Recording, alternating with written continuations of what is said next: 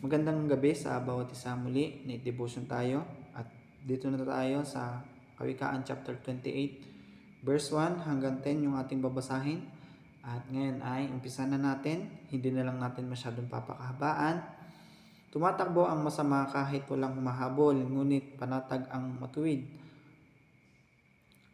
Ang katulad ay leon. Kung ang bayan ay magkasala, maraming gustong mamahala. Ngunit kung matalino ang namumuno, malakas at matatag ang bansa.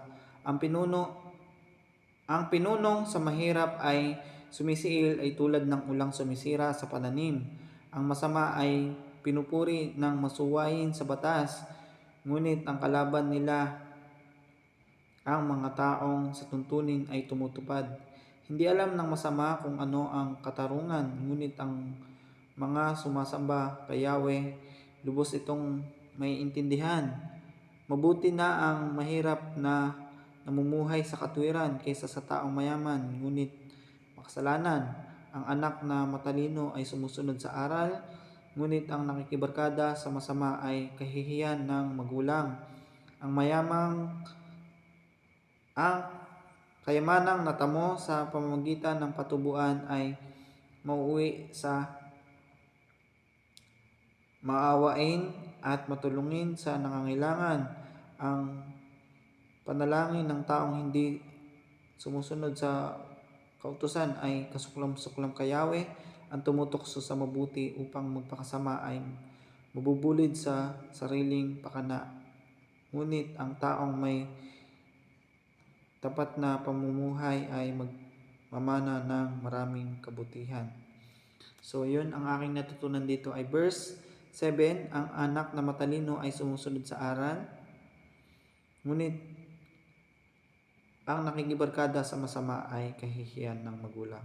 So yun, ang anak na matalino ay sumusunod sa aral ng mga magulang at hindi nakikibarkada sa mga taong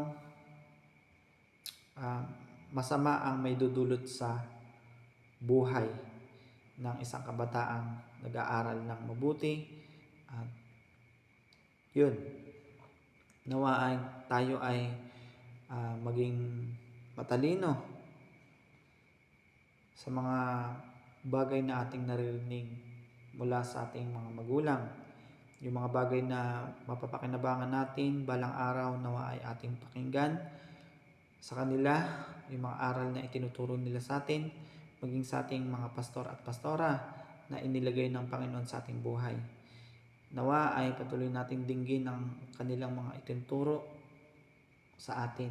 Lalo na yung mga bagay na sinasabi sa atin ng ating mga pastora, na patuloy na magbasa ng ating pastora at ng ating pastor, na patuloy na mag-aral ng salita ng Panginoon at laging isabuhay ang salita at nilalaman ng Biblia.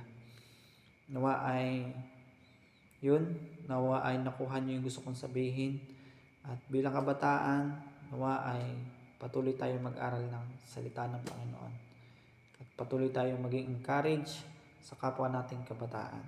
At isang bagay pa na aking natutunan dito ay mamuhay tayo ng tapat upang tayo ay magmana ng maraming kabutihan. At yun, sana ay nawawaan niyo yung gusto kong sabihin. Hanggang dito na lamang. See you tonight devotion and good night. Nawa ay patuloy niyo akong samahan sa aking pagbabasa ng Bible at pagdi-devotion.